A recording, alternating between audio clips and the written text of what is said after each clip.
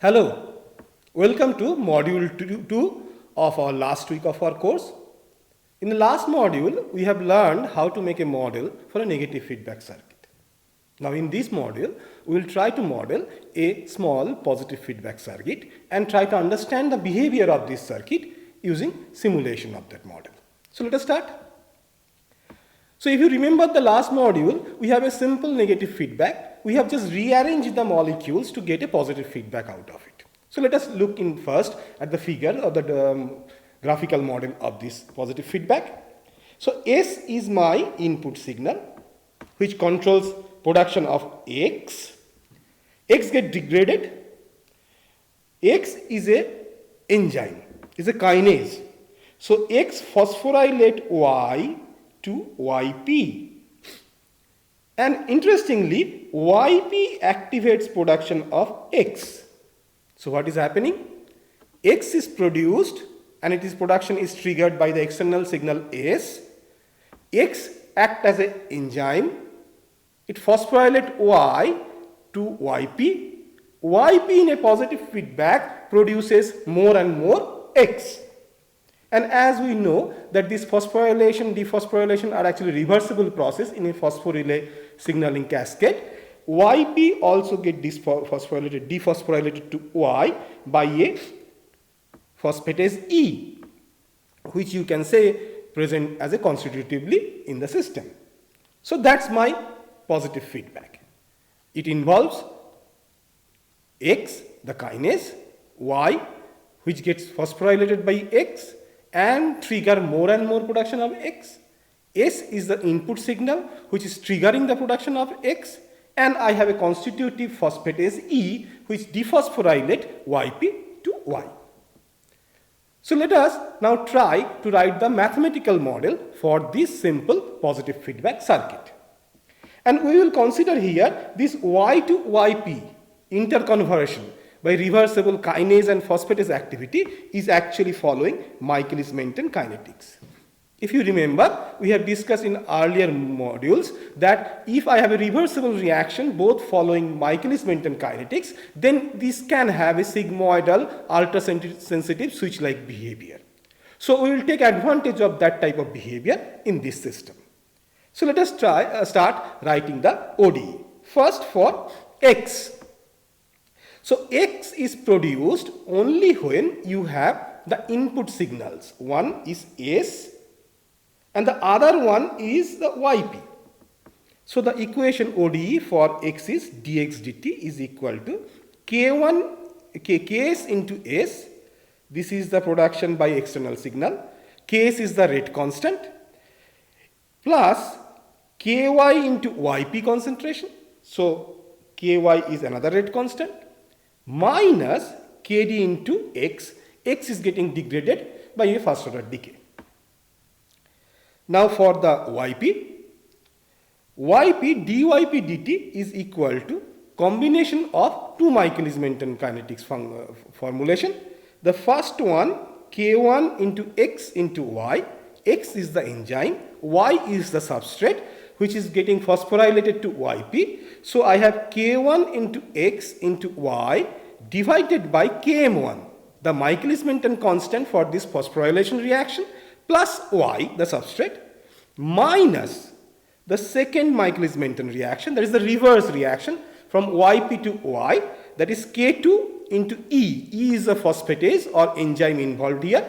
YP is the substrate divided by Km2, that is my Michaelis-Menten constant for the second reversible reaction, the dephosphorylation reaction, plus YP, the substrate. Now we know that we can assume that the total amount of Y, that is free Y and phosphorylated Y, summed together is a total Y, and that remains conserved. I can consider that remains to be constant. So if I consider this conservation, then this second ODE, this is the first ODE for X, the second one is for dyp dt. Second ODE get rearranged where Y is replaced by Yt minus Yp. So that's what I have done. So dyp dt is equal to K1 x into yt minus yp. So I have replaced y by yt minus yp divided by km1 plus yt minus yp. That is again I have replaced y by yt minus yp. Second Michaelis-Menten formulation, that is minus k2 eyp divided by km2 plus yp remains as same as. So this will not be my second OD, this will be my second OD. So I have two ODs, the first one for x, the second one for yp, and I have replaced y in terms of yp and yt, so I don't require to write a separate OD for y. So these two OD represent the model for this simple positive feedback circuit of a phosphorescent system that I have shown in the graphical model. So now we will try to analyze the behavior of this system. And when I say I want to analyze this behavior of the system, primarily here I want to study the steady state behavior. So if you remember, to understand the steady state behavior, one starting point can be to look into the null clines. So let us look into the null clines here. First, the x null cline. So if I have to write down the x null cline, I have to take the ODE for x, that is the first ODE I am taking. This is the first ODE. dx dt is equal to ks into s plus ky into yp minus kdx. Now here, to get the x null cline, I will consider dx dt equal to 0. So if dx dt equal to 0, then this first ODE becomes 0, and by simple algebra I get ks into s plus ky into yp minus kd into x is equal to 0. So I will now rearrange terms so that I get yp on my left hand one side of the equal to sign and x on the other side, and it is very simple. You can see rearrangement here is very simple. So I get yp in one side, that is yp is equal to kd by ky into x minus ks by ky into s. It is a simple straight line equation where this part, that is ks by ky into s, is essentially representing the intercept, and this whole term, that's kd by ky, is actually the slope. So yp versus x is a straight line having an intercept ks by ky into s, and the slope is kd by ky. Now one thing we should keep it in mind here, that means this null cline depends upon input signal s, because this null cline has s term in its intercept. Now look into the y null cline. The dyp dt, the ODE for yp, is exactly same as we have done for the negative feedback earlier in the earlier module. So I will not go in much detail of it. You can simply consider for y null cline dyp dt equal to 0. Then you can do algebraic rearrangement so that you get that ODE equal to 0. Now I want to keep yp and x on one side. So here it will be easier if we keep x on one side and everything else on the other side. This you must have seen in the earlier module. So here x and yp has a sigmoidal relation, and that sigmoidal function depends upon the shape of the sigmoid, depends upon km1 by yt, that is the ratio of Michaelis-Menten constant and total y, and km2 yt, that is second Michaelis-Menten constant and total substrate, and obviously E, concentration of E, that is the phosphate concentration. This we have dealt in an earlier module. So now I have two null clines, and I will plot these null clines on the phase plane of x versus yp and try to find out where they intersect, because the point of intersection will be my steady state. Let us do that. What I have plotted the first the yp null cline. If you remember, just now I said from the yp null cline's equation, x versus yp will have a sigmoidal behavior. So I have a sigmoid behavior here. Now remember, x versus yp relation for yp null cline does not have any input signal s term. So that means this yp null cline does not depend upon input signal. But X null line has S term, the input signal term. So X null line will change with my input signal. So let us consider first S equal to 1. So if you consider input signal S equal to 1, then you get this straight line shown in this blue color, and that is my X null line. Let us clean a bit. Now I will change S from 1 to 5. Before I change, you notice here when S equal to 1, for this parameter value that I have used to draw this plot, there is only one point of intersection here. So I have only one steady state. Now if I increase S from 1 to 5, obviously my straight line moves right hand side. So now I have this new blue line as my X null line. And you can easily see now I have 3 points of intersection between X and Y null line. So that means I have 3 steady states. Let us increase S further. I double S to S equal to 10. Now this blue line is my X null line. Now I have only one point of intersection there. So that means that is my steady state. So what is happening here? As I change S, my Y null line does not change because Y null line does not have any S term in that equation. Whereas the X null line has S term, the X null line is a straight line and the intercept of that has S term. So if I keep on changing S, as I increase S, my X null line shifts right hand side and number of intersection between X and Y null line changes.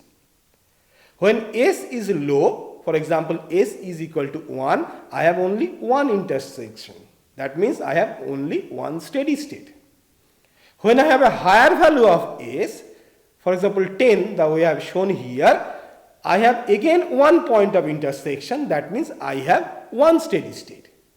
When I have S in between, for example S equal to 5, I have 3 points of intersection. That means I have 3 steady states.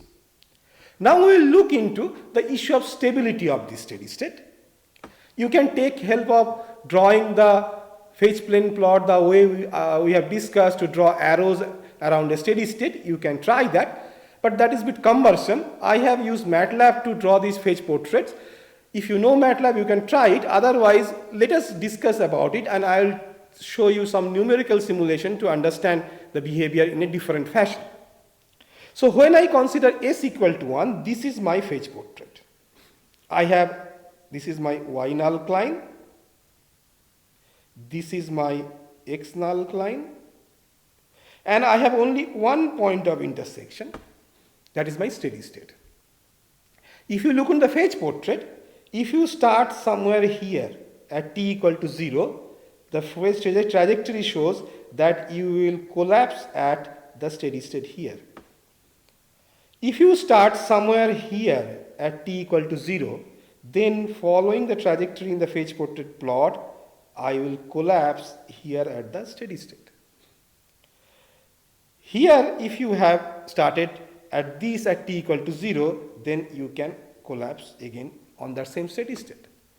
So this steady state, if you do exhaustive analysis, which is beyond the scope of this course, you will find that this steady state is a nodal sink. I have only one steady state at S equal to 1, and that's a stable nodal sink. What happens if I have a higher value of S equal to 10? Then again, this is my one null line, that is the X null. This orange one is my Y null line. And I have one point of intersection here.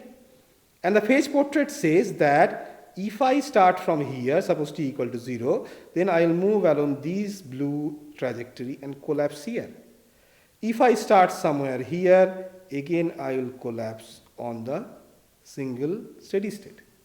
So again I have only one steady state, and that steady state is a nodal sink. So it is a stable one. Nodal sink, if you remember, is a stable one. What happens if I have S equal to 5? So if you remember what we have, if S equal to 5, then I have 3 points of intersection. And if you look at the trajectories, this trajectory is going and hitting this steady state. This trajectory again going and hitting this steady state. Whereas if I start from here, the trajectory are taking me to the other steady state at the lower value. If I start from here, I will follow this trajectory and collapse at this lower steady state. If I start somewhere here at t equal to 0, I will follow this blue line and collapse at this steady state. Nowhere the trajectory collapse at this middle or the middle steady state. So this middle one is a saddle point, and I have two lower and higher values of steady state which are nodal sink. So you can see easily that depending upon S, not only my number of steady states changing, but their stability behavior is also changing. Now let us look into it in terms of bifurcation. If you remember what is bifurcation, in bifurcating system I have one or more parameter. Depending upon that value of the parameter, my number of possible steady state changes or the behavior of around those steady state, the issue of stability, instability around those steady state changes, or both of them changes together. So in this case, as I change S, my number of steady state changes and the stability of those also changes. So what I can do, I can draw a bifurcation plot the way I have shown here with S in the horizontal axis and steady state value of yp in the vertical axis, and I can plot different steady state value of yp as I change S. And I can see that some of the value, for some value of S, I'll have only one steady state. That is, in this region, my system is monostable.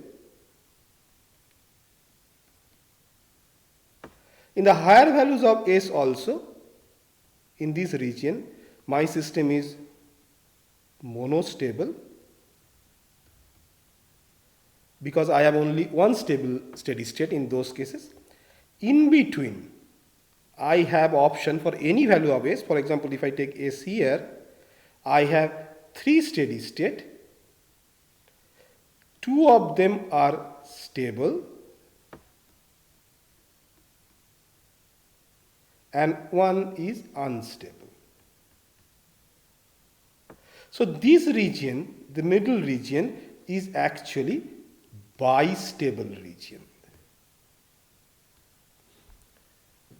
Now, one thing we have to keep in mind, this particular figure I have not drawn based on the exact results from our model. To draw this type of bifurcation plot using the ODE based model that we are discussing is not so easy. It requires either in MATLAB or other tools like XPout. Those are beyond the scope of our discussion here today. But in general, the behavior will be like this. What we will try to do now is that we will use JSIM and do numerical simulation and try to draw this type of a bifurcation plot, and which is very easily doable and you can do using your desktop. So remember, this system has bistability. So let us numerically simulate this system.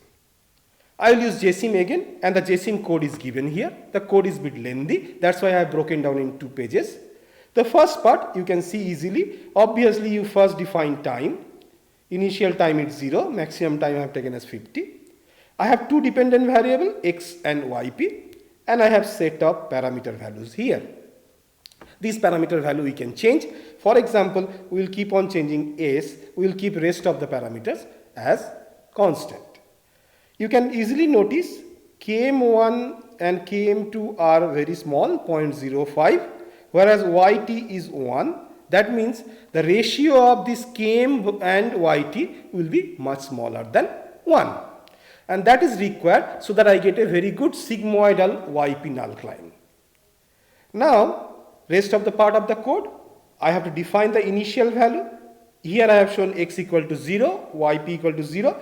This part we will keep on changing during our simulation to see the change in behavior. And rest of the things are the simple, the ODEs. This code you can write in your own JSIM model and try to simulate the way I will show the simulation now.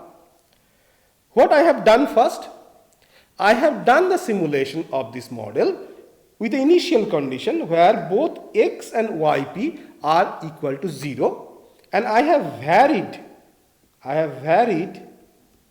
s using the loop option. If you remember, JSIM has a loop option. And I have plotted the data. Look at figure 1, this one. I have plotted time t here and yp in the vertical axis. Only for two higher value, I have varied s from 1 to 10. Only for these two higher value 9 and 10, the steady state is near 1.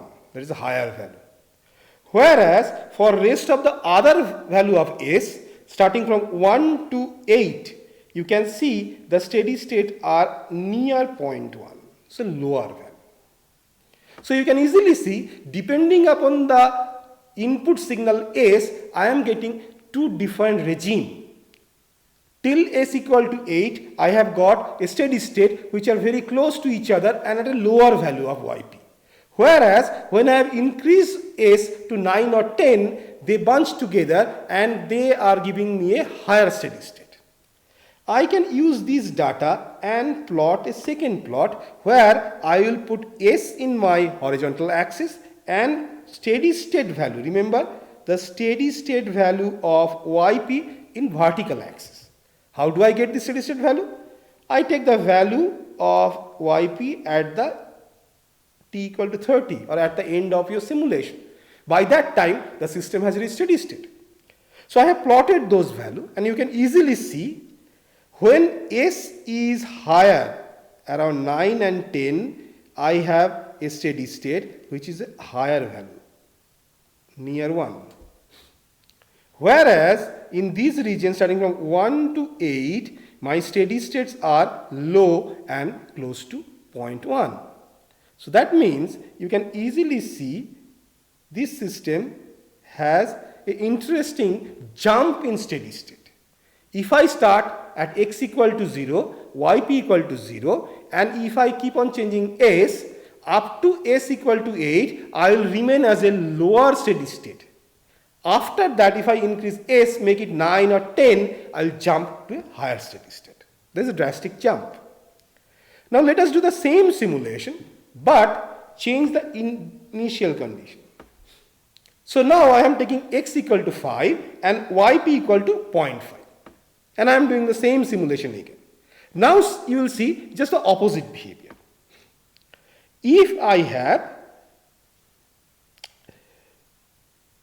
s equal to 1 or 2, then they give me a lower steady state value.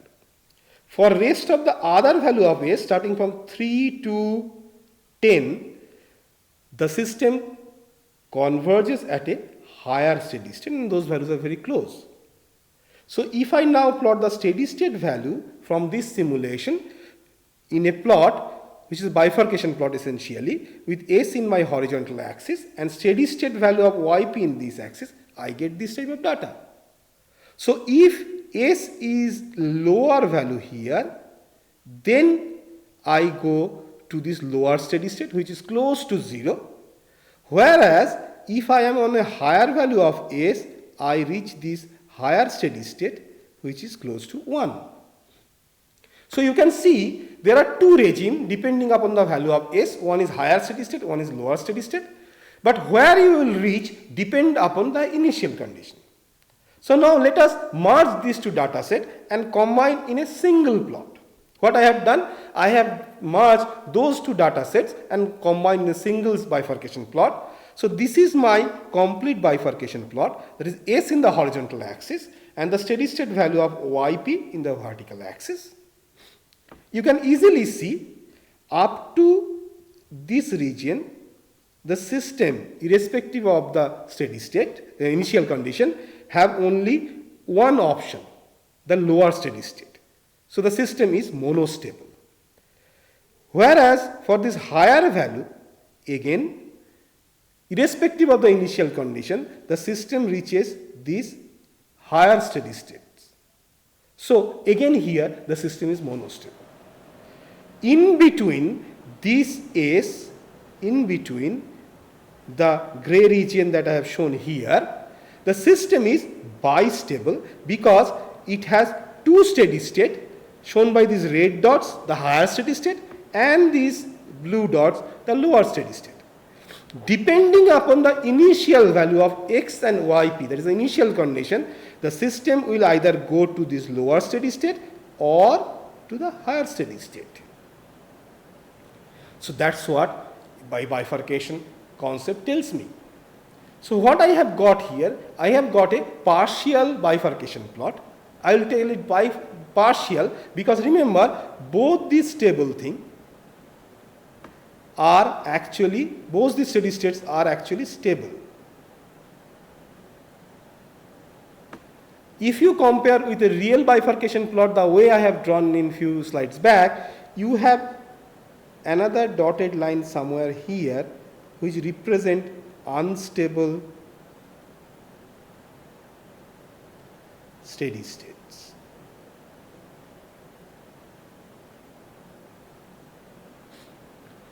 But in numerical simulation, your simulation will never reach your unstable steady state. So you only get stable steady state. So this unstable steady state cannot be drawn by numerical simulation.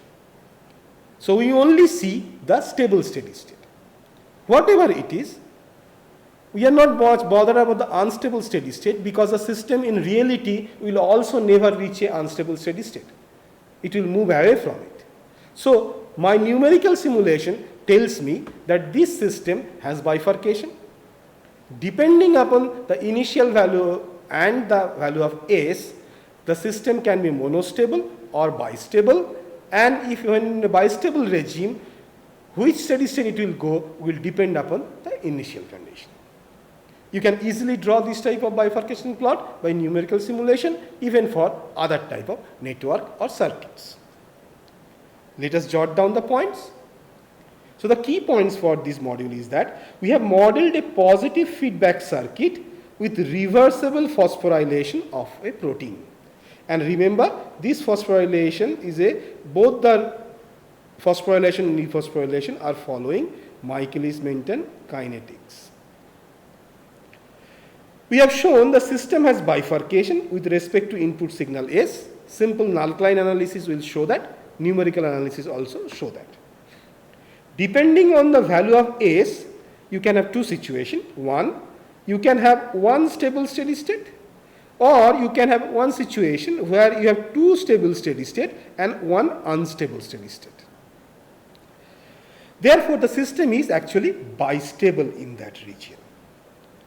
And remember, this type of situation where number of steady state is changing with S, the input signal, is happening because your YP null-Klein is non-linear, is sigmoidal.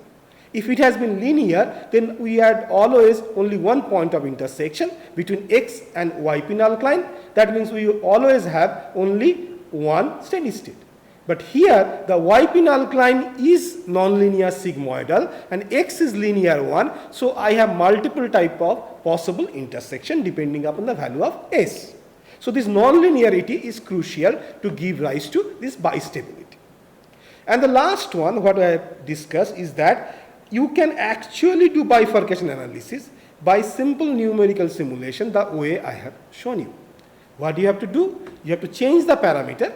In this case, parameter is S, the input signal. I am changing the value from 1 to 10 for S, and I am simulating for different initial conditions, and then I am getting the steady state value from my simulation. And I am plotting S versus steady state value of YP from the steady state values. And that gives me a partial bifurcation plot which tells me the system is monostable in some value of S and is bistable for some value of S. That's all for this module. See you in the next one. Thank you.